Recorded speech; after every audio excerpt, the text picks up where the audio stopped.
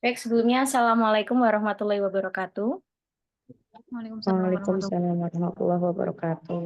Ya, terima kasih atas hadirnya teman-teman semuanya telah bergabung di diseminasi saya dengan judul Budaya Positif. Jadi ini salah satu aksi nyata dari tugas guru penggerak atau calon guru penggerak angkatan 11. Dan nanti materi ini sebenarnya materi yang sangat menarik karena materi yang sangat relate dengan kita di kehidupan sehari-hari, bisa di keluarga, bisa juga di sekolah. Ya, terutama bagi guru-guru pasti akan selalu menemui hal-hal yang nanti akan bisa kita terapkan dengan materi budaya positif ini. Baik, sebelumnya untuk materi ini kita akan mempelajari beberapa konsep inti. Yang pertama adalah perubahan paradigma belajar, kemudian yang kedua adalah kebutuhan dasar manusia, yang ketiga disiplin positif, dan yang keempat nilai-nilai kebajikan. Kemudian yang kelima, motivasi perilaku manusia, kemudian keyakinan kelas, kemudian posisi kontrol, dan yang terakhir adalah segitiga restitusi.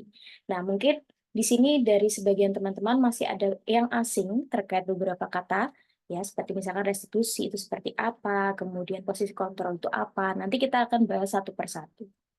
Baik, kemudian kita masuk ke pembelajaran paradigma baru. Tapi sebelumnya ini sudah muncul nggih PPT saya? Bagaimana? PPT saya sudah muncul kan di layar teman-teman? Sudah. Oh, sudah. Alhamdulillah. Baik, saya lanjutkan. Ampun. Oke. Untuk pembelajaran paradigma baru, itu merupakan pembelajaran yang dirancang berdasarkan prinsip pembelajaran berdiferensiasi sehingga murid belajar sesuai kebutuhannya. Berdasarkan tahap perkembangan sesuai teori psikologi modern untuk mewujudkan profil pelajar Pancasila. Nah, ini profil pelajar Pancasila kan yang kita terapkan sekarang ya di kurikulum Merdeka. Kemudian selanjutnya untuk kebutuhan dasar manusia. Jadi sebelum kita mempelajari apa itu restitusi, apa itu posisi kontrol, nah kita harus tahu kebutuhan dasar manusia itu apa, atau kebutuhan dasar murid itu apa. Nah, jadi kebutuhan dasar itu adalah segala sesuatu yang kita lakukan untuk mendapatkan apa yang kita inginkan. Nah, seluruh tindakan yang kita lakukan itu memiliki tujuan tertentu, dan semua usaha terbaik yang kita lakukan adalah dalam rangka agar kebutuhan dasar kita terpenuhi dengan baik. Nah, bila mereka tidak bisa mendapatkan kebutuhannya dengan cara yang positif, mereka bisa melanggar peraturan atau melakukan hal-hal yang tidak sesuai dengan nilai-nilai kebajikan.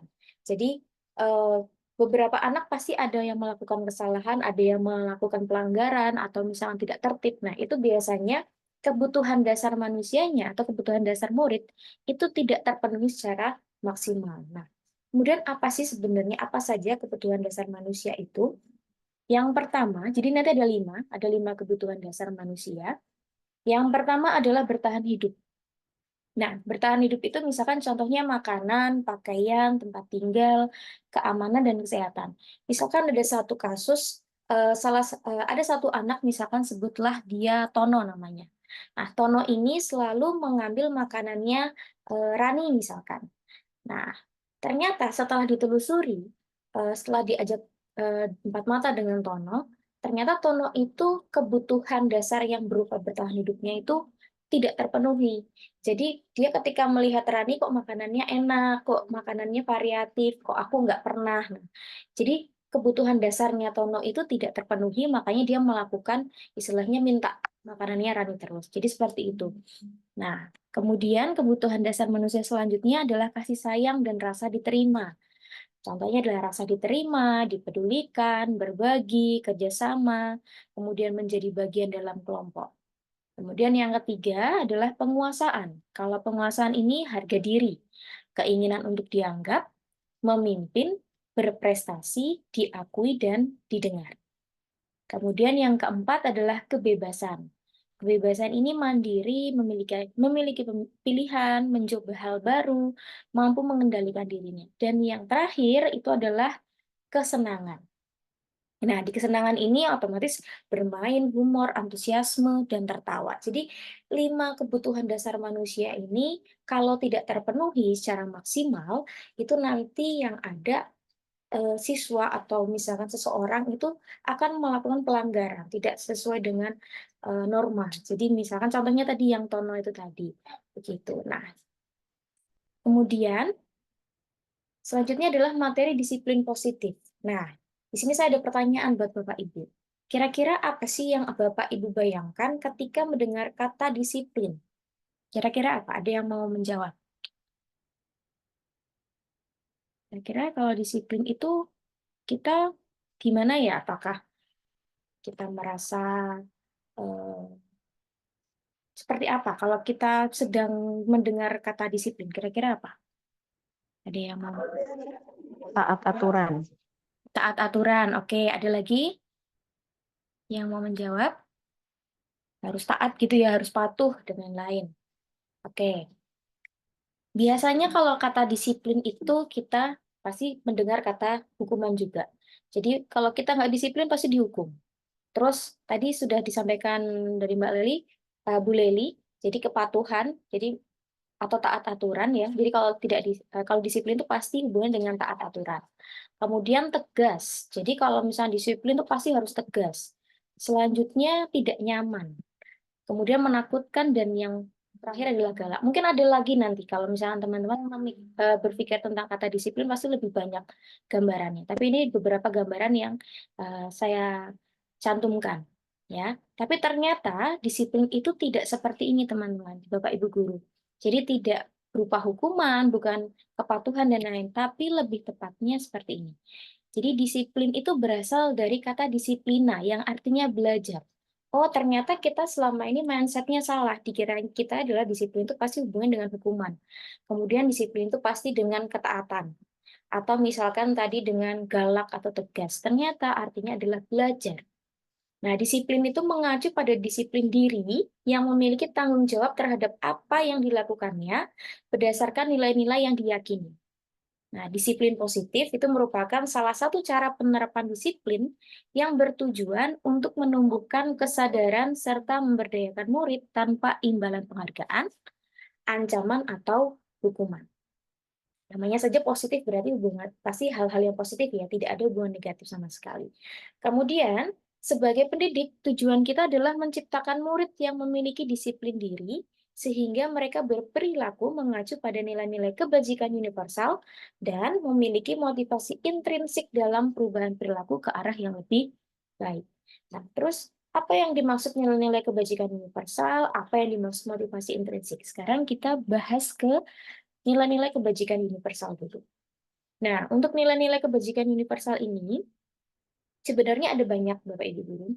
Jadi, hanya saya ambil 3, jadi dari profil pelajar Pancasila, kemudian Ibu Primary Years Program atau PYP, kemudian The Seven Essential Virtues ini.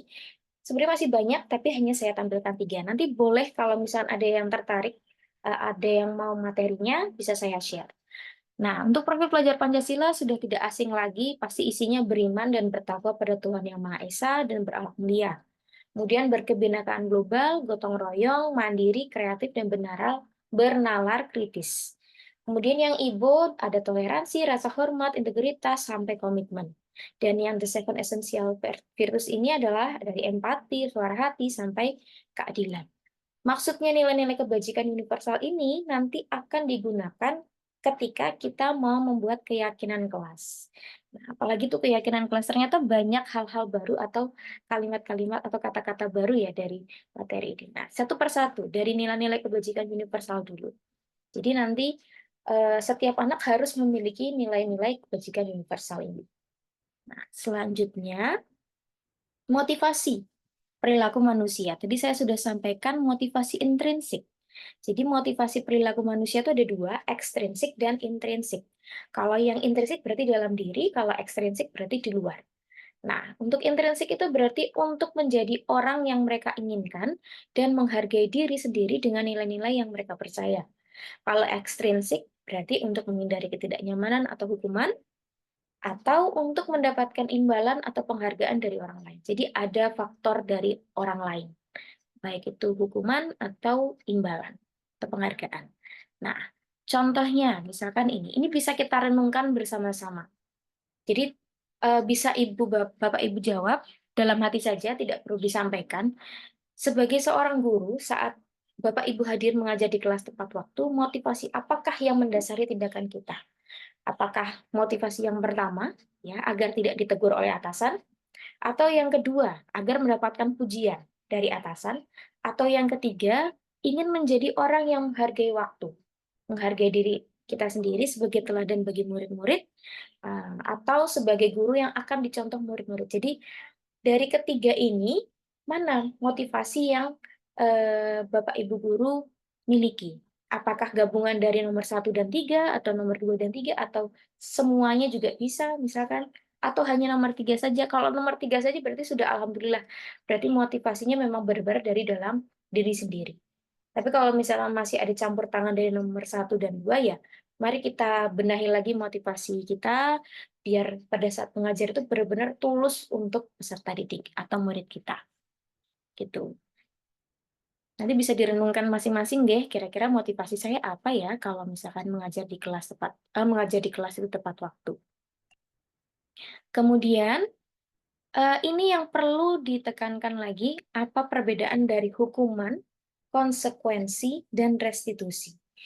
Mungkin Bapak Ibu guru agak sedikit samar dengan hukum dan konsekuensi, karena itu perbedaannya beda-beda tipis. Ya, tapi ternyata mereka berbeda. Kemudian ada istilah restitusi. Apa ya restitusi itu? Karena saya baru dengar istilahnya seperti itu. Nah, jujur saya juga baru mendengar kata restitusi ini saat saya mempelajari modul ini. Ternyata, oh, restitusi itu salah satu tindakan yang paling baik yang harus kita lakukan dalam menghadapi murid yang bermasalah. Nah, tapi kita harus tahu juga hukuman itu apa, konsekuensi itu apa, dan restitusi itu apa. Nah, hukuman itu yang pertama tidak terencana.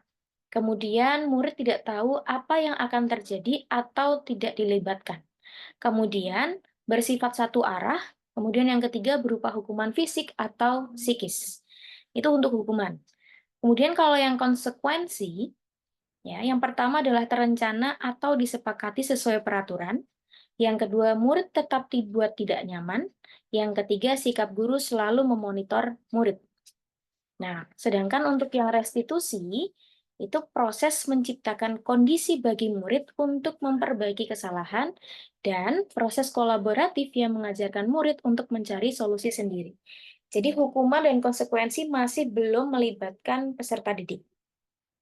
Kalau restitusi sudah melibatkan peserta didik untuk mencari solusinya. Jadi misalkan anak ini sedang melakukan kesalahan, nah kalau kita dengan hukuman kan biasanya sudah kamu sekarang lari, atau misalkan sekarang kamu berjemur selama 1 jam, nah itu hukuman. Kalau konsekuensi misalkan seperti ini, sudah ada di buku peraturan, kamu sudah tahu kesalahannya apa, berarti kamu sudah tahu konsekuensinya apa ya. Misalkan seseorang tidak menggunakan sabuk misalkan, pada saat pembelajaran sekolah misalkan.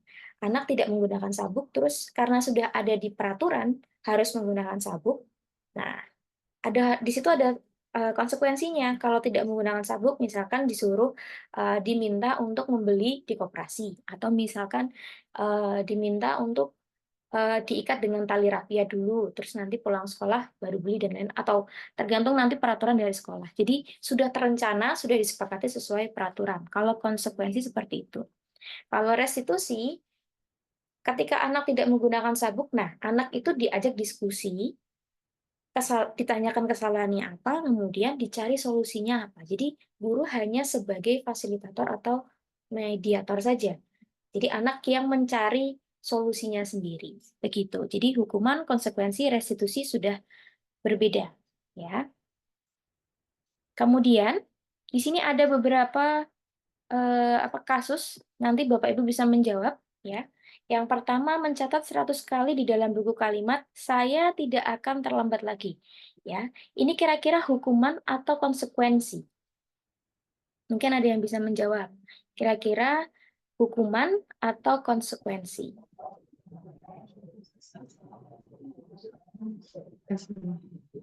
Kira-kira apa?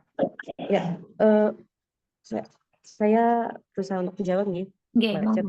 Oke, kalau menurut saya mencatat 100 kali di dalam buku kalimat, saya tidak akan terlambat lagi karena si anak ini terlambat ke sekolah itu termasuk sebuah hukuman.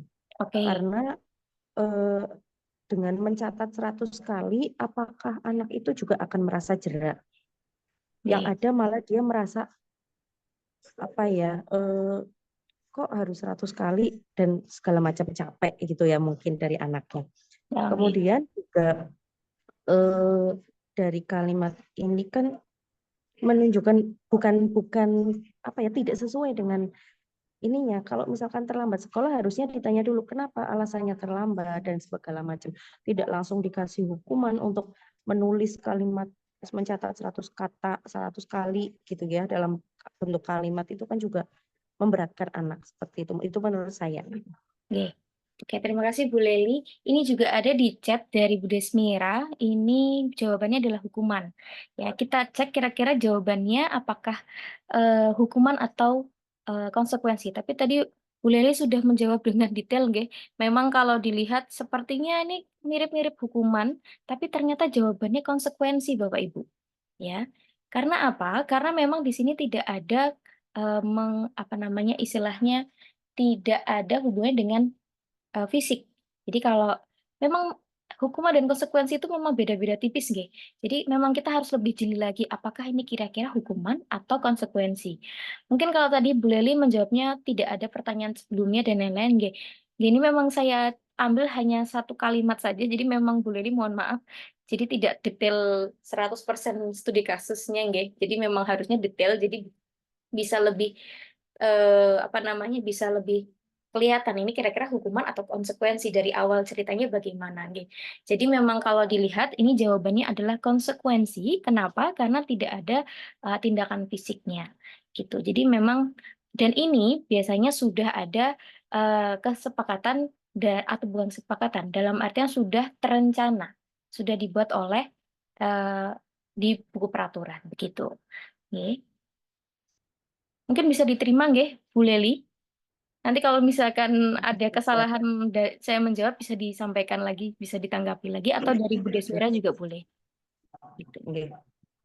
Mungkin dari teman-teman kalau misalkan ada kendala apa namanya untuk mikrofon bisa chat juga seperti Bu Desmira nanti untuk menjawab atau bertanya bisa melalui chat nggih. Kemudian yang kedua, lari mengelilingi lapangan basket 2 kali karena terlambat hadir di sekolah. Nah, kalau ini kira-kira hukuman atau konsekuensi? Ya, mungkin Bapak Ibu bisa menjawab.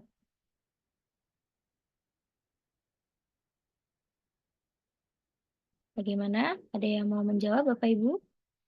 Kira-kira ini apa ya? Mungkin bisa di chat. Oke, dari Bu Harista. Bu Harista menjawab hukuman. Ya, ada lagi.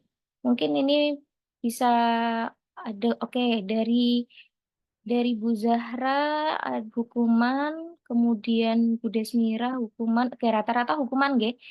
Bu Liliana hukuman, Bu Retno hukuman, Bu Anissa hukuman. Nggih, rata-rata hukuman. Ya. Oh, ada baru lagi sekedar. Ya, rata-rata jawabannya hukuman. Ya, betul. Jawabannya adalah hukuman karena tadi sudah ada kata fisik ya, lari mengelilingi lapangan basket 2 kali. Jadi memang ini lebih tepatnya ke hukuman. Nah, selanjutnya, membersihkan coretan yang dibuat siswa maksudnya di meja tulis. Nah, kira-kira atau istilahnya tadi si anak ini nyoret-nyoret di meja, kemudian diminta untuk membersihkan coretan yang di meja itu. Maksudnya seperti itu. Kira-kira ini hukuman atau konsekuensi? Ya, monggo. Oke, Bu Harista, Bu Leli, Bu Yuliana, kemudian Bu Anissa menjawab konsekuensi. Oke, betul. Bu Fani juga menjawab konsekuensi. Jadi ini memang konsekuensi. Sudah ada aturan yang dibuat dari pihak sekolah dan anak memiliki konsekuensi harus membersihkan. Selanjutnya, murid diminta untuk push up 15 kali karena tidak menggunakan masker ke sekolah. Kira-kira ini apa? Hukuman atau konsekuensi? Oke, Bu Harista hukuman. Hukuman. Bu Anissa, oke, Bu Leli hukuman. Bu Anissa hukuman, Bu Fani hukuman. Oke. Mungkin ada yang konsekuensi? Atau malah justru restitusi? Tapi tidak ya, ini kita membahas hukuman dan konsekuensi dulu. Oke, sudah? Jawabannya yang benar adalah hukuman, karena ada kata push up. Jadi push up ini hubungannya dengan fisik, ya Bapak Ibu. Jadi memang kalau push up masuknya ke hukuman. Sekarang kita bahas keyakinan kelas. Jadi tadi kita sudah tahu hukuman, konsekuensi, dan restitusi seperti apa. Nah, biasanya ini dilakukan oleh Bapak Ibu guru, baik wali kelas maupun guru mata pelajaran di awal pembelajaran.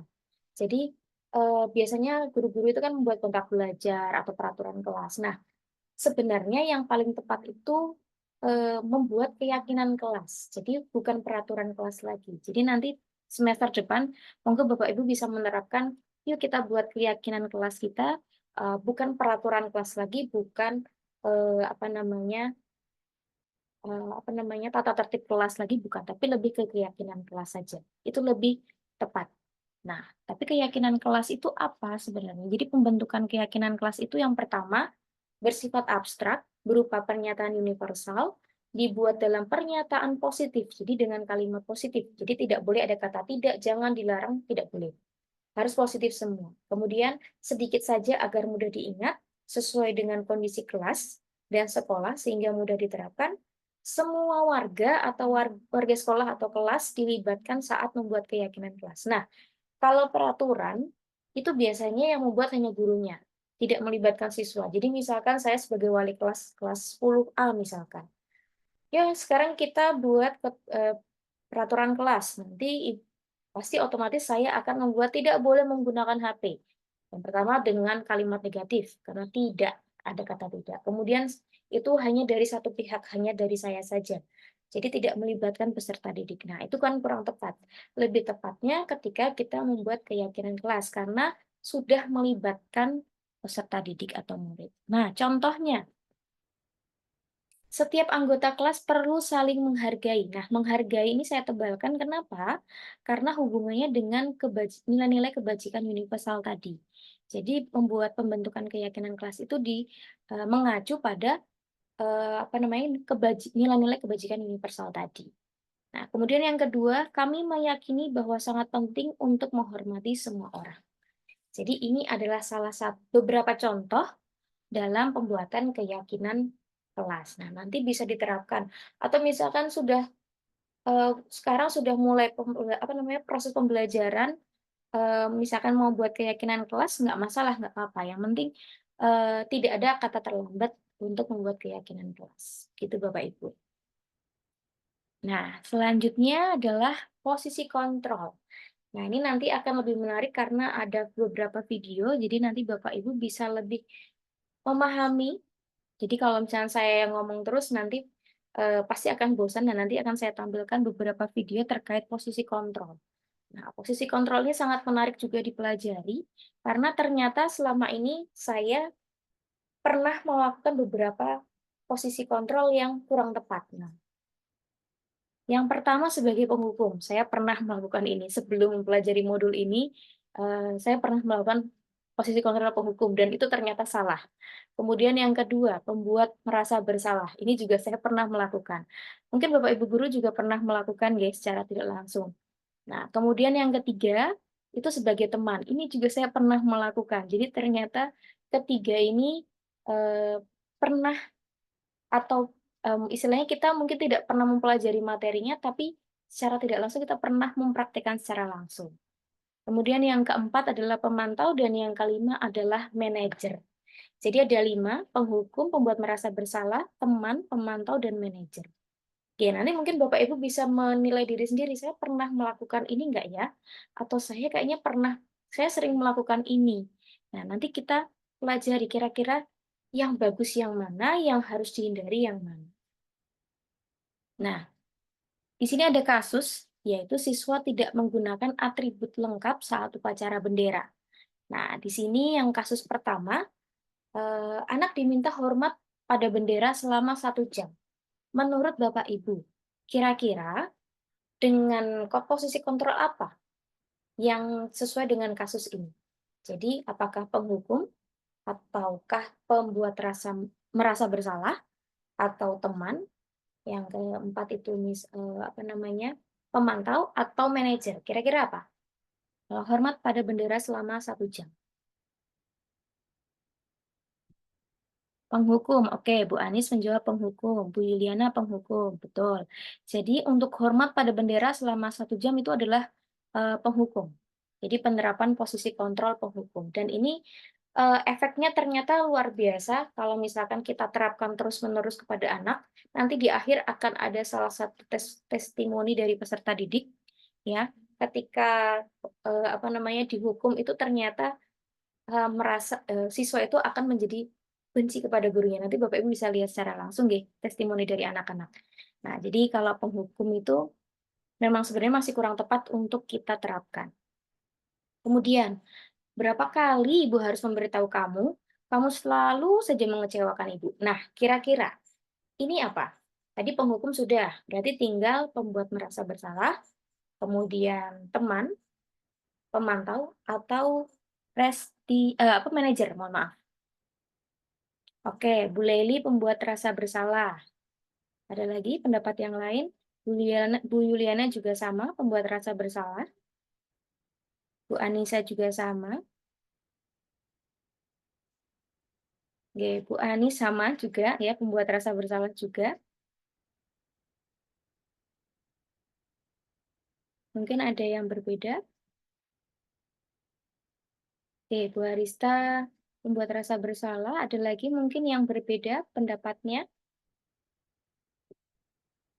Ya, rata-rata jawabannya pembuat rasa bersalah. Jadi memang betul, ini pembuat rasa bersalah. Jadi pembuat rasa bersalah itu juga kurang tepat. Jadi ketika kita membuat anak jadi rasa bersalah itu malah kasihan anaknya jadi merasa ada beban. Nah, itu juga kurang tepat. Jadi posisi kontrol ini harus kita hindari juga. Nah, biasanya mungkin kalau di kelas lagi rame, yang pernah saya lakukan ya ini yang pernah saya alami ketika pada saat mengajar, anak-anak itu benar-benar nggak bisa dikontrol dalam artian rame, nggak bisa diajak kerjasama.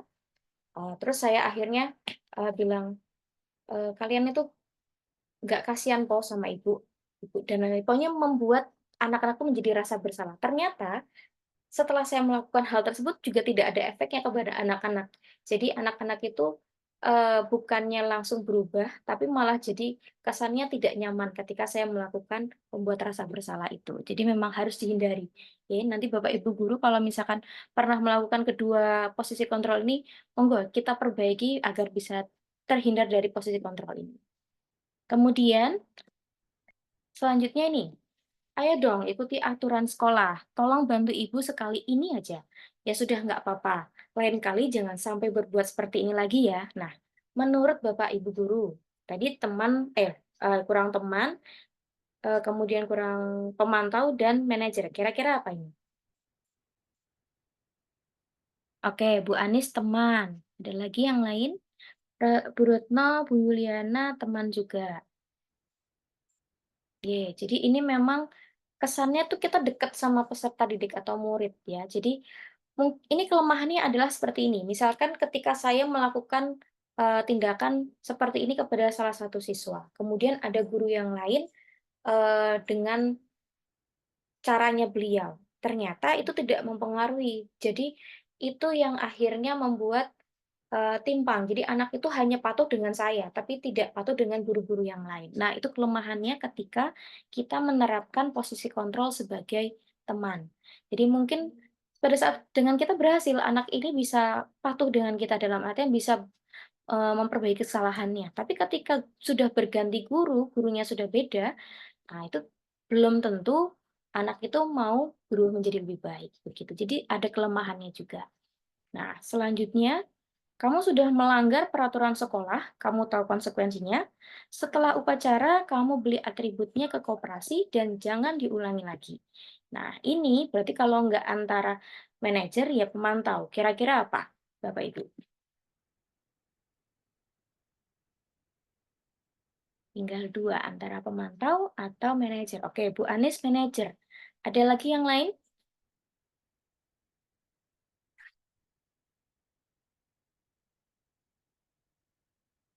Mungkin ada yang berpendapat lain. Oke, Bu Harista manajer, Bu Leli pemantau. Ada lagi yang lain?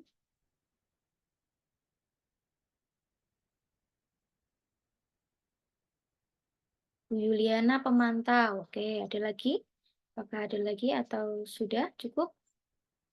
Bu Anissa pemantau. Ya, oke. Kita cek kira-kira dia pemantau atau manajer. Ternyata jawabannya adalah pemantau. Nah, jadi kalau pemantau itu berbeda dengan manajer. Kalau pemantau itu masih ada konsekuensi. Jadi apa namanya? Dia masih mengontrol murid, ya. Jadi berbeda dengan manajer. Kalau manajer, nah ini khususnya. Apakah kamu tahu kesalahanmu? Kira-kira bagaimana kamu memperbaiki kesalahanmu? Jadi, kalau untuk posisi manajer, itu benar-benar kita tanya langsung ke siswa, salahmu apa? Terus, solusinya bagaimana? Kira-kira caramu memperbaiki kesalahanmu bagaimana? Jadi, sebagai manajer itu kita hanya memberikan fasilitas saja, sebagai fasilitator saja. Siswa itu benar-benar mencari kesalahannya apa, mencari solusinya sendiri itu bagaimana. Begitu. Jadi salah satu apa namanya keunggulan dari manajer. Begitu. Nah, ini ada video, mungkin Bapak Ibu bisa lihat, bisa nonton dulu. Satu persatu nggih, ini untuk yang posisi penghukum.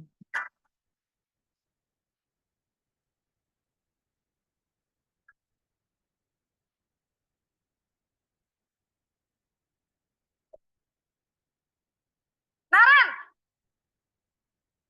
sini kamu.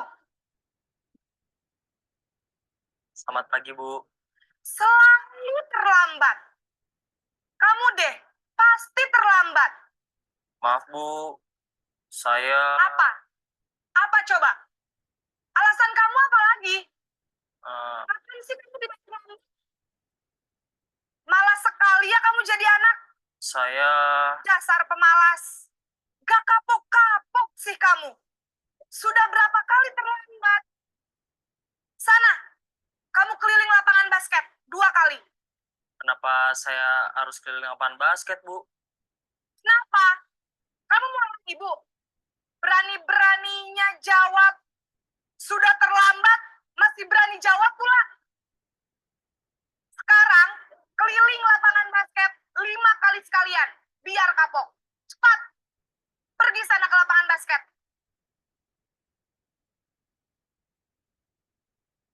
Baik, ini adalah salah satu posisi kontrol yang penghukum. Jadi mungkin Bapak Ibu bisa langsung melihat ya, oh ternyata penghukum itu seperti itu, dengan nada tinggi, kemudian mungkin ada nada-nada yang dengan kata-kata atau kalimat yang kurang tepat, mungkin bisa menyakiti siswanya, terus kemudian ada hukuman fisik itu tadi.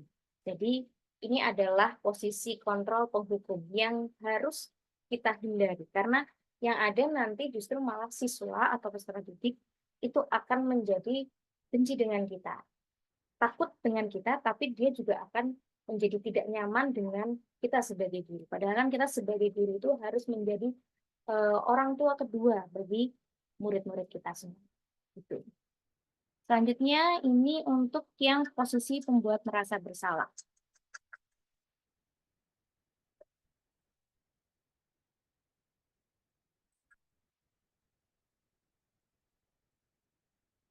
Naren!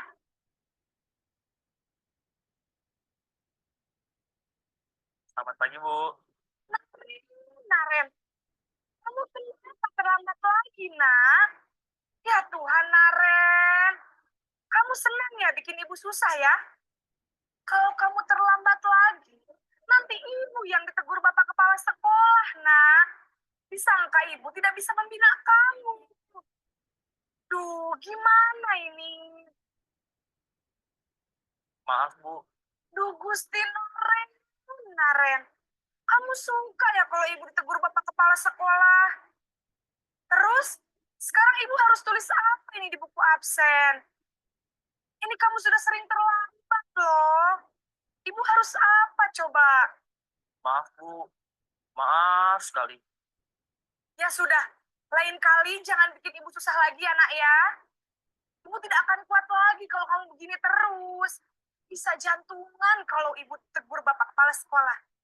Sana cepat ke kelas. Maaf ya, Bu. Maaf sekali. Nah, untuk video ini adalah video dari posisi kontrol yang pembuat rasa bersalah. Jadi tadi ibu guru ini tadi benar-benar menekankan nanti saya ditegur oleh Bapak Kepala Sekolah. Jadi ada kalimat-kalimat yang membuat anak itu jadi merasa bersalah gitu. Nah, ini juga harus kita hindari sebagai pendidik atau sebagai guru. Selanjutnya posisi teman.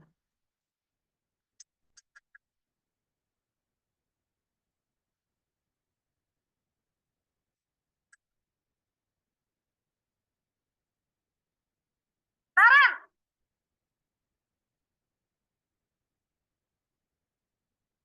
Selamat pagi, Bu. wah, sudah jam berapa ini, Nak? Terlambat lagi ya, sayang. Iya, Bu. Habis ibu saya lupa bangunkan saya, Bu. Kamu malah menyalahkan ibu kamu. Kamu bukannya anak yang larinya paling kencang. Kok terlambat sih? Iya, Bu. Saya memang terlambat bangun tadi. Jadi, biarpun saya lari kencang, tetap gak kekejar, Bu. Ya sudah sana. Nanti lain kali larinya lebih kencang lagi ya. Biar gak terlambat lagi. Bikin seneng ibu. Demi ibu. Bisa kan? Bisa lah, Bu. Ya sudah sana masuk kelas. Ibu beresin urusan absen kamu. Kamu ini ada-ada saja. Dalam posisi teman, guru berbicara dengan Nah, untuk ini posisi kontrol dalam posisi teman. Jadi memang tadi bahasanya terlihat ya, ibu guru ini benar-benar seperti dekat sekali dengan si Naren ini. Jadi memang minusnya adalah ketika sudah bukan ibu guru yang tadi menemui Naren, mungkin Naren akan tidak istilahnya tidak akan menghargai gurunya tersebut atau misalkan tidak memvalidasi kalau dia salah dan lain-lain. Jadi akan berbeda nanti. Jadi kalau misalnya posisi teman itu memang kurang pas. Kenapa? Tadi yang sudah saya sampaikan hanya berlaku pada guru itu saja. Nanti kalau gurunya berbeda itu akan berubah lagi. Begitu. Selanjutnya untuk posisi pemantau atau monitor.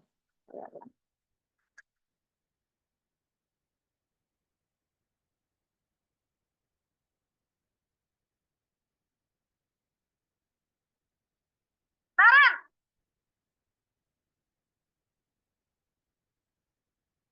Selamat pagi, Bu.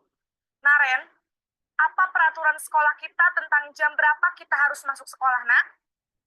Kita harus di sekolah jam 7, Bu. Iya, betul. Sekarang sudah jam 7.20. Naren sudah tahu konsekuensinya jika terlambat hadir. Paham, Bu. Saya harus tinggal kelas pas jam istirahat selama 20 menit. Ya, benar. Konsekuensinya demikian. Jadi nanti jam 9.30, pas istirahat, kamu harus tinggal di kelas, kerjakan tugas tambahan untuk ketertinggalan kamu, ya? Baik, Bu. Baik, ini adalah posisi untuk yang pemantau. Jadi sudah ada konsekuensi. Jadi konsekuensi itu maksudnya di bagian pemantau. Selanjutnya yang terakhir untuk posisi kontrol sebagai manajer. Ini yang harapannya yang dapat kita terapkan di lingkungan sekolah.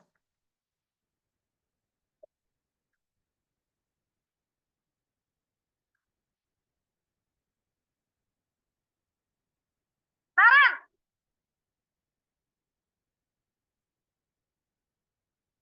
Selamat pagi, Bu. selamat pagi, Naren. Maaf, Bu. Saya terlambat. Ya, sekolah masuknya jam 7, sekarang sudah jam 7.20. Jadi sekarang bagaimana ini, Naren? Maaf, Bu. Saya lupa setel alarm saya semalam. Baiklah, menurut kamu, keyakinan sekolah yang mana yang perlu kamu tingkatkan? Menghargai diri sendiri dan orang lain mungkin ya, Bu. Setuju. Jadi, apakah Naren meyakini prinsip saling menghormati tersebut? Iya, Bu. Saya meyakininya. Apakah Naren bersedia memperbaiki masalah keterlambatan ini? Bersedia, Bu. Bagaimana kamu akan perbaiki masalah keterlambatan ini? saya akan coba untuk tidak lupa menyetel alarm saya, Bu. Baik, kalau Naren lupa menyetel alarm di rumah, ada orang yang kira-kira bisa bantu mengingatkan tidak? Ada, Bu. Kakak saya, Kak Emma. Ada lagi selain Kak Emma? Selain Kak Emma, ada ibu saya. Baik, jadi yang mengingatkan Naren adalah Kak Emma dan ibu kamu ya? Kira-kira akan mulai setel alarm kapan nih, Naren? Setelah pulang sekolah, akan segera saya lakukan. Baik, jadi Naren akan setel alarm untuk bangun besok pagi dan akan diingatkan oleh kakak dan ibunda Naren ya. Ada lagi yang mungkin perlu dilakukan, Naren? Agar tidak terlambat bangun lagi. Tidak ada, Bu. Baik, Naren. Terima kasih untuk kerjasama kamu. Sekarang kamu perlu kembali ke kelas untuk belajar. Baik, Bu. Terima kasih. Baik, ini adalah posisi kontrol sebagai manajer. Jadi kalau Bapak Ibu bisa lihat, dari awal video sampai akhir video tidak ada judgement yang pertama, atau tidak ada menghakimi, nada gurunya juga tidak tinggi. Kemudian bagi guru juga, sebagai guru tersebut juga tidak ada istilahnya menghukum, memberikan konsekuensi, tidak. Jadi benar-benar menanyakan bagaimana caranya memperbaiki kesalahanmu, terus apa yang harus dilakukan. Jadi benar-benar dikembalikan lagi kepada peserta didik. Jadi peserta didik itu diajak untuk berdiskusi agar dia mengetahui kesalahannya apa yang harus dia perbaiki, dan bagaimana solusinya untuk tidak mengulangi hal tersebut. Jadi benar-benar peserta didik itu yang berpikir, menganalisis kesalahannya dia sendiri dan mencari solusinya. Begitu. Jadi memang posisi kontrol ini adalah posisi yang paling diharapkan, yang dapat kita terapkan di lingkungan sekolah. Selanjutnya, di sini ada beberapa pertanyaan lagi, nanti Bapak Ibu bisa menjawab, baik di kolom chat atau bisa langsung dijawab secara langsung. Dengan kalimat, saya kecewa sekali dengan kamu. Kira-kira ini posisi kontrol sebagai apa? Ada 5, nggih. Yang pertama sebagai penghukum, pembuat rasa bersalah, kemudian yang ketiga teman, kemudian yang keempat adalah pemantau, yang kelima adalah manajer. Menurut Bapak Ibu, kira-kira ini termasuk posisi kontrol yang mana? Dengan kalimat, saya kecewa sekali dengan kamu. Baik, Tiffany menjawab pembuat rasa bersalah, kemudian Bu Yuliana, Bu Leili, kemudian Bu Anis, Syarofa, kemudian Bu Desmira, pembuat rasa bersalah. Ya, betul. Jadi memang ini adalah pembuat rasa bersalah. Saya kecewa sekali dengan kamu. Itu kalimat mungkin bagi kita biar anak berpikir, biar anaknya bisa mikir, tapi ternyata malah jadi beban anak. Jadi anak tuh apaan sih nih? Ibu tuh ngapain kayak gitu. Jadi itu memang kurang tepat nih, Bapak Ibu. Jadi lebih tepatnya yang manajer tadi. Selanjutnya, kamu selalu saja salah. Patuhi aturan saya atau awas. Nah, kalau seperti ini, kira-kira posisi kontrol apa?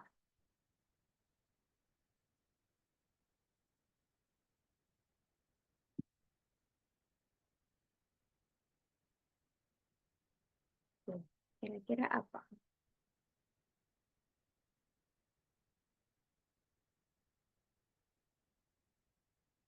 Oke, Bu Andi Syarofa menjawab penghukum. Mungkin ada yang lain? Kamu selalu saja salah. Dengan nada yang lebih tinggi mungkin, ya. Kalau saya tidak berani kencang-kencang. Jadi mungkin bisa dibayangkan lagi, mungkin ini sambil marah, sambil nada tinggi. Patuhi aturan saya atau awas. Kira-kira apa? Ini baru Bu Anis yang menjawab, Bu Anis Syarofa. Mungkin yang lain, ada pendapat yang lain? Kira-kira termasuk posisi kontrol apa? Atau sudah cukup? Oke, kita buka. Oh, ada lagi. Sebentar. Ini ada yang menjawab.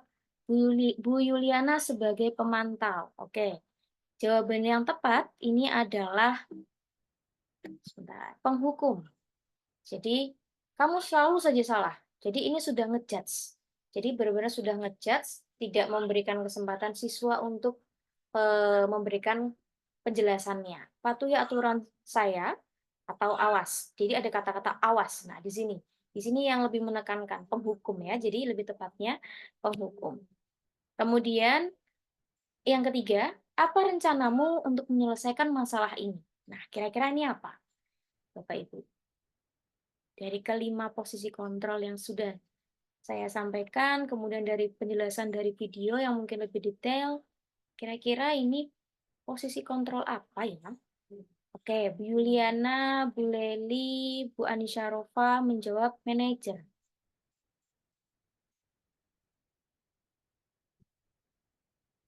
Oke, kita cek kira-kira jawabannya apa yang tepat. Ya, betul, manajer. Jadi ini benar-benar kita menanyakan kepada siswa, siswa yang menjawab. Tidak ada judgement atau tidak ada kalimat yang memojokkan. Nadanya juga harus biasa, tidak boleh tinggi nggih nadanya. Jadi ini adalah posisi manajer. Kemudian, ayolah lakukan demi ibu ya. Nah, kira-kira ini sebagai apa? Posisi kontrol sebagai apa? Oke. Bu Yuliana teman, Bu Leili, Bu Anissa Nuraini teman, Bu Anissa Rofah teman. Oke. Sepertinya teman-teman atau Bapak Ibu guru sudah paham semua, nggih. Mudah-mudahan, nggih. Jadi memang seperti ini adalah posisi kontrol sebagai teman. Ada kata-kata lakukanlah demi ibu, ayolah. Atau misalkan nanti eh, kalimat-kalimat yang seakan-akan kita dekat dengan peserta didik. Gitu, nggih. Kemudian sanksi atau konsekuensinya apa? Ini kira-kira masuk mana? Posisi kontrol apakah ini sanksi atau konsekuensinya apa? Pemantau dari Bu Leli, Bu Anissa Nuraini pemantau. Ada lagi yang mau menjawab?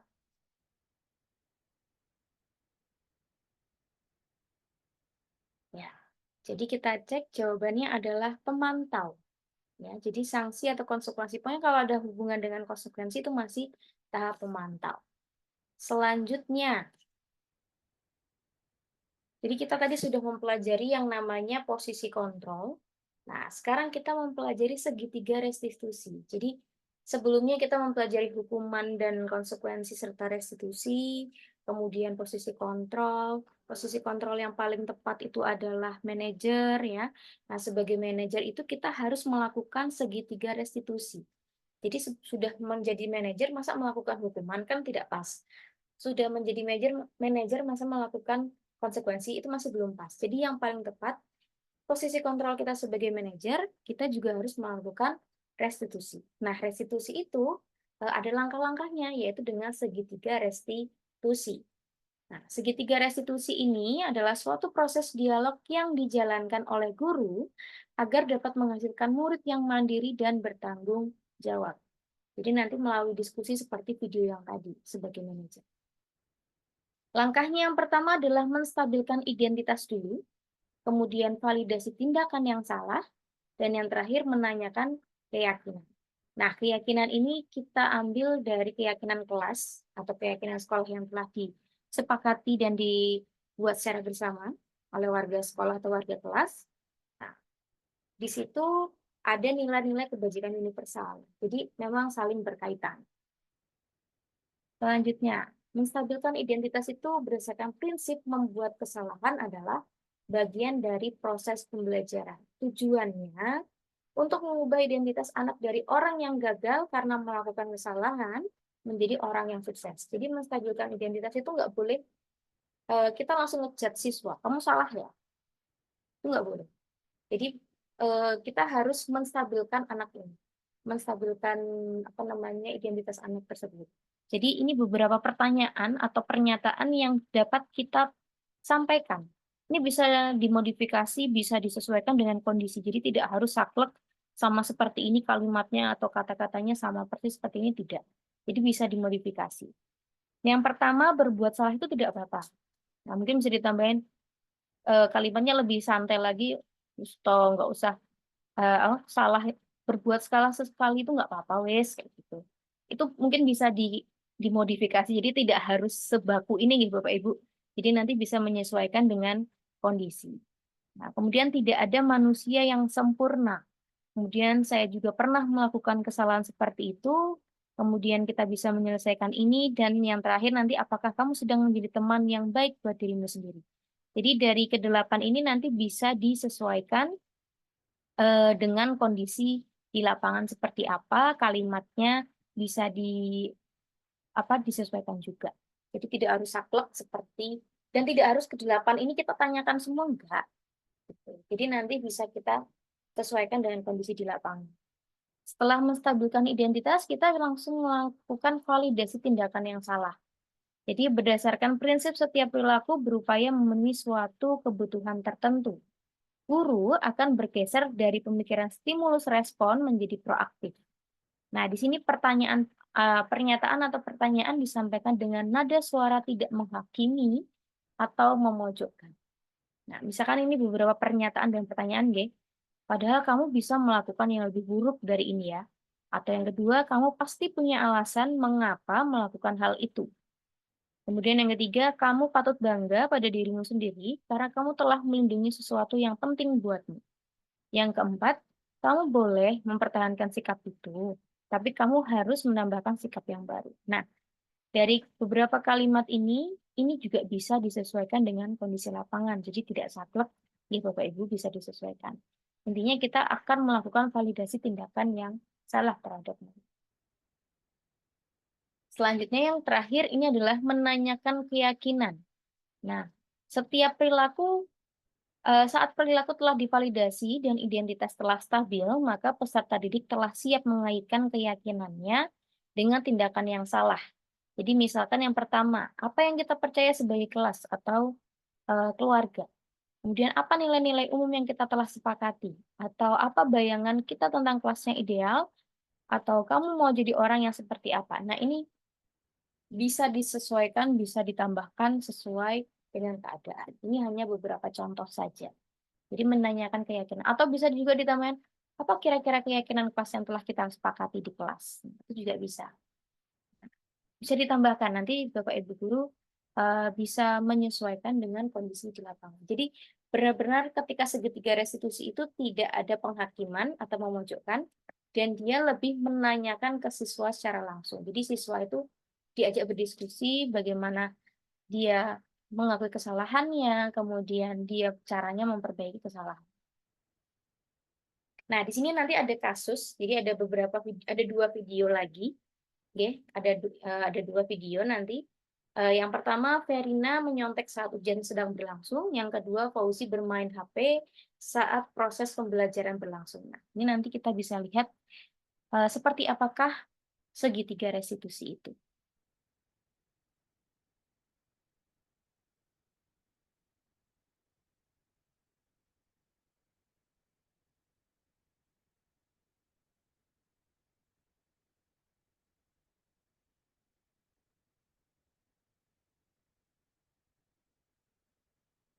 Kamu ngapain ya, Fer?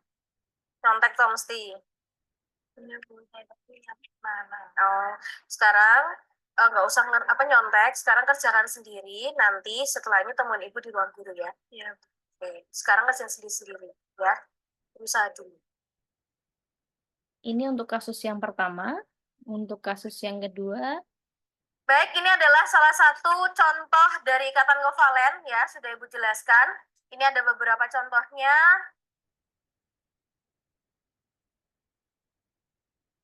Nah, Fauzi, kamu ngapain?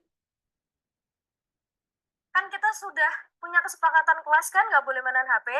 Ya. Sekarang HP-nya kamu simpen, terus nanti temui ibu pada saat jam istirahat di ruang guru. Ya? Siap. Sekarang masukkan ke dalam tas. Oke, sekarang kita lanjutkan lagi. Ya, untuk materinya ikatan kovalen polar.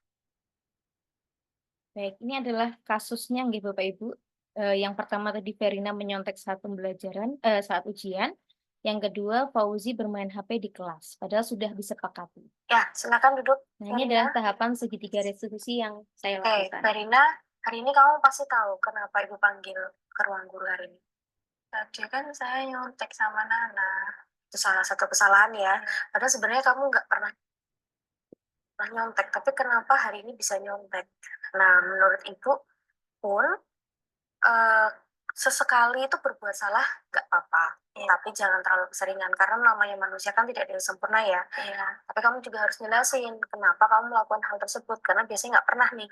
Jadi kemarin tuh saya lagi sakit tuh, terus juga kan besoknya ada 2 mapel tuh harus ujian juga. Saya bingung belajarnya gimana. Oh, berarti pasti kamu bingung, udah sakit tambah bingung, ada 2 mata pelajaran yang harus diujikan kan? Oke, tapi menurut kamu kalau semisal belajar di hamil 1 ujian salah atau betul? Salah, soalnya kan kurang memahami materi juga. Ya, harusnya belajarnya pas kapan? Ya, jauh-jauh hari. Jauh-jauh hari. Malamnya harusnya mengulas materi. Hanya sekedar mengulas materi ya. Jadi meskipun kamu sedang sakit, kamu masih tetap bisa mengulas materi harusnya. Ya, Ibu mengapresiasi sekali kamu sudah mau berusaha. Meskipun kamu kelihatannya masih lemes, kamu masih berusaha buat belajar, mau berusaha untuk datang ke sekolah untuk ujian, tapi tetap salah ya caranya. Malah kamu jadi nyontek. Nah, sekarang kira-kira kamu mau jadi orang yang seperti apa? Nah, saya ingin menjadi orang yang jujur, tidak nyontek. Ya, mudah-mudahan dengan caramu itu tadi, jawabanmu tadi itu menjadi orang yang jujur, bisa berbareng bisa menjadi orang yang jujur ya. Jadi tidak menyontek lagi. Terus langkah apa yang kira-kira nanti ke depannya selain tidak menyontek? Ya belajarnya itu di jauh-jauh hari, enggak hamil 1 gitu ya. Dan jaga kesehatan juga gitu ya. Jadi biar hamil 1-nya hamil 1 ujian itu tidak sakit. Jadi bisa fresh pada saat ujian. Oke. Menurut Ibu kamu sudah paham apa yang kamu lakukan itu salah, apa yang harus kamu lakukan ke depannya juga sudah tahu. Jadi mudah-mudahan tidak terulang lagi, tidak kejadian lagi untuk mencontek ya. Karena Ibu yakin kamu pasti punya alasan tersendiri tadi. Oke, terima kasih sudah mau berbagi dengan Ibu. Boleh kembali ke kelas. Minta maaf. Iya, sama-sama. Ya, Permisi, Bu. ya silakan boleh duduk dulu. Oke, Fauzi. Fauzi tahu ya kenapa Ibu panggil ke ruang guru hari ini? Ya, Bu, saya tahu karena tadi saat di kelas saya bermain HP. Oke, itu kan sebuah kesalahan ya Fauzi ya. Iya. Nah, kesalahan itu sebenarnya nggak apa-apa kalau dilakukan sesekali, tapi jangan keseringan juga. Karena namanya manusia itu kan tidak ada yang sempurna. Nah, cuman Ibu pengen tahu kenapa kamu melakukan kesalahan hari ini, padahal biasanya belum pernah. Karena sejak kemarin saya menunggu pengumuman Olimpiade yang saya ikuti, dan tadi saat di kelas teman saya memberitahu kalau saya lolos ke tahap kedua. Jadinya saya bermain HP tadi saat di kelas. Oh, selamat ya berarti ya. Alhamdulillah akhirnya kamu bisa lolos, terus bisa masuk ke tahap kedua. Nah, berarti apa namanya, kamu melakukan mainan HP itu karena memang ada info tersebut ya. Iya. Ya, Ibu yakin kamu juga pasti sudah menanti-nantikan informasi tersebut dari kemarin. Jadi pas ada info seperti itu, kamu nggak sabar pengen dapat info tersebut. Cuman tetap salah ya Fauzi ya caranya. Ya, Bu, saya tahu. Oke. Nah, terus sekarang Ibu merasa sangat bangga karena kamu benar-benar bisa menghasilkan prestasi di bidang olimpiade terutama. Cuman tetap ada hal yang perlu diperbaiki karena kamu melakukan kesalahan. Karena kan kita punya kesepakatan kelas kalau tidak boleh menggunakan HP di dalam kelas, apalagi pada saat Ibu sedang menerangkan pembelajaran. Ya, kira-kira menurut kamu mau jadi orang yang seperti apa? Sepertinya saya ingin menjadi orang yang bisa menghormati orang lain. Ya, kan kamu soalnya tadi melakukan kesalahan dan itu merugikan diri kamu sendiri, bahkan merugikan orang lain ya. Sekarang kamu sudah tahu, kamu ingin menjadi orang yang menghormati orang lain. Ya, caranya bagaimana? Sepertinya nanti saat ada ibu guru menerangkan di kelas, saya akan memperhatikan dan akan menyimpan HP di dalam tas. Ya, berarti kamu sudah tahu ya, satu sudah tahu kesalahanmu, sudah tahu apa yang harus kamu lakukan, dan tidak akan mengulanginya lagi. Mudah-mudahan ini yang terakhir kali, ya, jadi tidak diulangi lagi. Sekali lagi selamat, semoga bisa sukses di Olimpiade tahap kedua. Ya, boleh kembali ke kelas. Terima kasih, Bu. Ya. Baik, ini adalah video dari tahapan segitiga restitusi dari kedua kasus yang saya buat. Yang pertama tadi adalah Verina menyontek saat ujian. Yang kedua adalah Fauzi bermainan HP pada saat pembelajaran berlangsung. Jadi tadi kalau mungkin Bapak Ibu memperhatikan ada beberapa kalimat. Yang pertama menstabilkan identitas. Oke, jadi yang menstabilkan identitas itu saya ulangi slide sebelumnya, nggih. Yang pertama saya menggunakan pertanyaan berbuat salah itu tidak apa-apa. Kemudian tidak ada manusia yang sempurna, baik di kasusnya Verina maupun kasusnya Fauzi. Jadi ini salah satu menstabilkan identitas. Jadi saya melakukan menstabilkan identitas. Kemudian yang kedua, kamu pasti punya alasan mengapa melakukan hal itu. Jadi saya menggunakan kalimat ini, cuman saya modifikasi lagi. Mungkin tadi beberapa kalimatnya mungkin agak sedikit berbeda, nggih, tapi pada intinya kamu pasti punya alasan mengapa melakukan hal itu. Ini adalah validasi tindakan yang salah. Jadi sudah tahap kedua di segitiga restitusi. Setelah stabil identitasnya, kemudian validasi tindakan yang salah sudah dilakukan, saya menanyakan keyakinan. Kamu mau jadi orang yang seperti apa? Jadi ini adalah pertanyaan terakhir untuk menanyakan keyakinan. Kalau tadi Verina ingin menjadi orang yang jujur, jujur itu ada di di nilai-nilai kebajikan universal.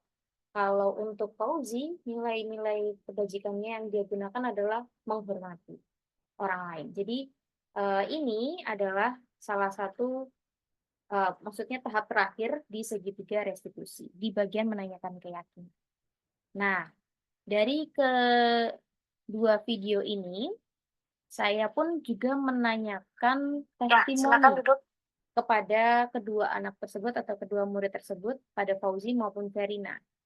Kira-kira mereka lebih nyaman dihukum atau penggunaan restitusi seperti di video. Nah, mungkin Bapak Ibu bisa mendengarkan secara langsung. Perkenalkan, nama saya Muhammad Setiawan dan saya akan jawab pertanyaan. Yang pertama, ketika kalian sedang melakukan kesalahan seperti itu yang kalian perankan, kalian suka ditegur dengan cara bagaimana? Khususnya saya suka dengan yang ada di video seperti yang ada di video. Yang kedua, bagaimana perasaan jika kalian melakukan kesalahan tersebut, tapi menegur kalian dengan cara memberi.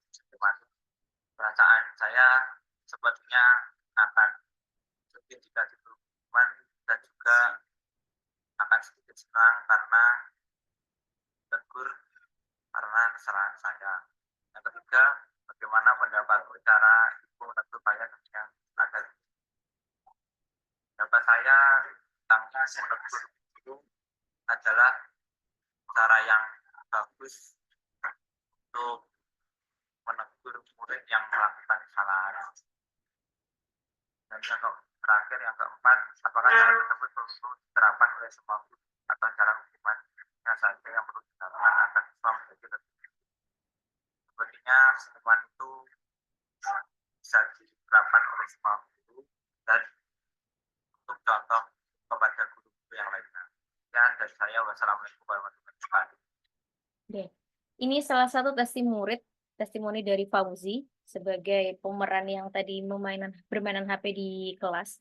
Jadi ternyata dia ketika diberi hukuman dia sedih, tapi dia juga bilang dia sedikit senang karena dia ditegur. Jadi testimoni testimoni real dari murid, ya, tidak ada saya meminta dia harus berkata seperti ini, tidak. Tadi saya hanya memberikan beberapa pertanyaan, mereka yang menjawab.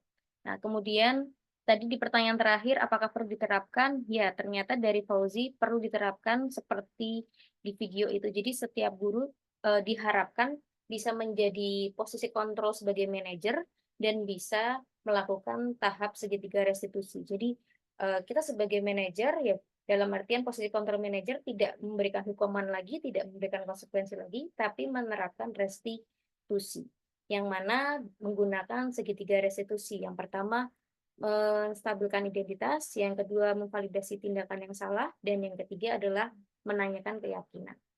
Jadi itu akan lebih kena ke ke dalam hati peserta didik dan dia lebih tahu kesalahannya apa, kemudian lebih tahu bagaimana cara menyelesaikan masalah tersebut. Ini testimoni kedua.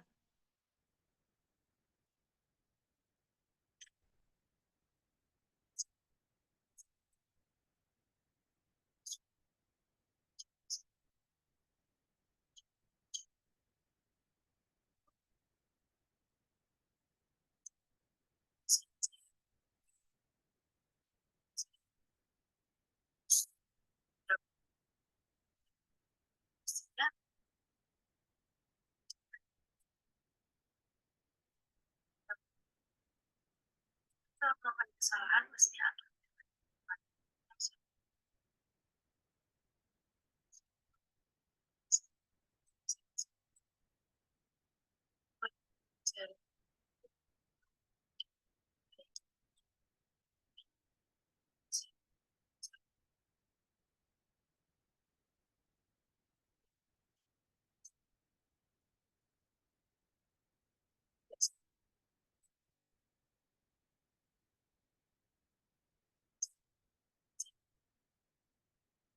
Oke, ini adalah testimoni dari Verina secara langsung. Di akhir tadi dia juga menyampaikan kalau misalkan kita sebagai guru memberikan hukuman, ternyata akan membuat rasa tidak enak di hati kepada murid dan justru dan justru siswa atau murid akan membenci kita sebagai guru. Jadi monggo Bapak Ibu kita perbaiki lagi sebagai apakah kita harusnya posisi kontrol kita, kemudian tindakan apa yang tepat yang harus kita lakukan, apakah tindakan hukuman, konsekuensi, ataukah restitusi. Kalau misalkan kita menggunakan restitusi, monggo kita pelajari lebih detail lagi bagaimana tahapan-tahapan dari segitiga restitusi. Baik, ini untuk materi yang dapat saya sampaikan terkait budaya positif, mudah-mudahan dari Bapak Ibu guru semuanya bisa menerapkan yang baik, yang tidak baik ya tidak usah diterapkan. Jadi kalau misalkan Bapak Ibu guru ada pertanyaan, monggo saya membuka 3 pertanyaan nggih karena waktunya sudah lebih dari 1 jam. Monggo Bapak Ibu kalau ada yang ingin ditanyakan bisa lewat chat, bisa lewat oke. Ada yang penanya pertama, monggo Zahra. Bisa di-mute. Oke. Izin bertanya, apakah boleh kita sebagai guru itu tidak 100% menggunakan posisi control manager? Misalnya sesekali itu menggunakan hukuman. Terima kasih. Ya, terima kasih. Ada lagi yang mau bertanya? Atau saya jawab dulu nggih, biar saya nggak lupa dengan pertanyaannya. Jadi begini, untuk atau posisi kontrol itu sebenarnya yang diharapkan adalah manajer nggih Bapak Ibu. Semuanya tujuannya pasti ingin menjadi yang lebih baik. Dalam artian berubah jadi kalau kita terbiasa dengan hukuman ya pasti kita ingin sekali bukan sekali, maksud saya tujuan akhirnya itu adalah kita sebagai manajer. Jadi jangan terlalu sering menggunakan posisi kontrol penghukum. Nah, memang karena akhirnya apa tadi, manajer, nggih. Jadi kalau misalkan kita masih sekali menggunakan hukuman, yaitu kita kembalikan lagi ke Bapak Ibu guru. Jadi kalau di sekolah anak tidak bisa diberi kesempatan maksudnya tidak bisa diajak diskusi, kemudian anak-anak, apa namanya, masih istilahnya masih nakal ketika kita memberikan kata kasarnya nakal ya, masih tidak bisa menggunakan segitiga restitusi, monggo bisa disesuaikan dengan yang hukuman. Tapi kita awali selalu dengan yang posisi kontrol manajer, karena memang tujuan akhirnya yang diharapkan kita bisa menerapkan posisi kontrol sebagai manajer. Jadi kalau misalkan hukuman, teman, dan lain-lain itu eee, kita hindari dulu, ya, kita menggunakan yang manajer dulu, tapi kalau memang anak tidak bisa diajak berdiskusi, tidak bisa, apa namanya, sesuai nggih, berarti nanti bisa menyesuaikan dari kondisi di lapangan. Begitu, Bu Zahra nggih. Mungkin ada yang lain? Ada yang mau ditanyakan? Bisa raise hand atau bisa bertanya di kolom komentar. Izin bertanya, Oke, untuk pada tahapan segitiga restitusi ya, apakah itu harus dilakukan secara urut atau boleh acak begitu? oke. Baik, terima kasih Bu Zalina. Mungkin nanti kalau ada yang mau bertanya, monggo bisa 1 kali pertanyaan lagi nggih, biar nanti bisa waktunya tidak terlalu molor. Untuk pertanyaan dari Bu Zalina, ini saya jawab langsung. Untuk segitiga restitusi, memang kalau secara teorinya itu harusnya urut nggih, dari menstabilkan identitas, kemudian validasi tindakan yang salah, dan yang ketiga adalah menanyakan keyakinan. Tapi di dalam kenyataannya, di dalam praktik atau lapangan, itu terkadang masih, bisa, dalam artian bisa tidak urut. Jadi memang menyesuaikan keadaan saja. Jadi tidak harus kaku, harus urut, harus menstabilkan identitas dan lain-lain. Jadi bisa, acak.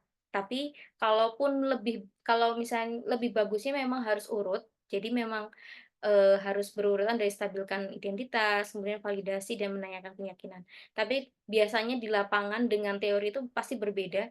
Jadi nanti bisa menyesuaikan di lapangan, atau misalkan menyesuaikan kondisi di lingkungan sekolah, gitu. Mungkin ada lagi yang ingin ditanyakan? Satu penanya lagi? Bisa di kolom komentar Bapak Ibu atau bisa raise hand, bertanya secara langsung. Monggo. Atau sudah cukup dengan penjelasan saya atau sudah tidak ada yang ingin ditanyakan? Oh, ada. Oh, ini dari Bu Gigi. Oke. Saya bacakan nggih, thank you Mbak Cut, ilmunya tidak hanya bisa diterapkan di lingkungan sekolah, tapi utamanya bisa diterapkan untuk parenting di rumah. Iya, betul sekali. Jadi memang tahapan restitusi ataupun posisi kontrol itu memang tidak hanya di lingkungan sekolah. Jadi memang bisa parenting di rumah, terutama bagi ibu-ibu nggih yang sudah punya anak. Nah, ini kita tidak boleh langsung menjudge anak itu salah, jadi kita harus menanyakan, menstabilkan identitas dulu, kemudian validasi tindakan yang salah, kemudian yang terakhir baru menanyakan keyakinan. Ya, jadi memang tidak hanya di lingkungan sekolah, jadi memang di rumah pun sangat bisa sekali diterapkan, begitu. Mungkin ada lagi atau sudah cukup? Baik, karena waktunya sudah 11.20 nggih, sudah lebih dari 1 jam. Mungkin itu untuk kegiatan diseminasi kali ini. Dari saya mohon maaf kalau ada kekurangan dan kesalahan dalam menyampaikan. Sama-sama kita semua sama-sama belajar. Mudah-mudahan ilmunya bermanfaat yang saya sampaikan tadi. Kurang lebihnya mohon maaf. Wabillahi taufiq wal hidayah. Wassalamualaikum warahmatullahi wabarakatuh.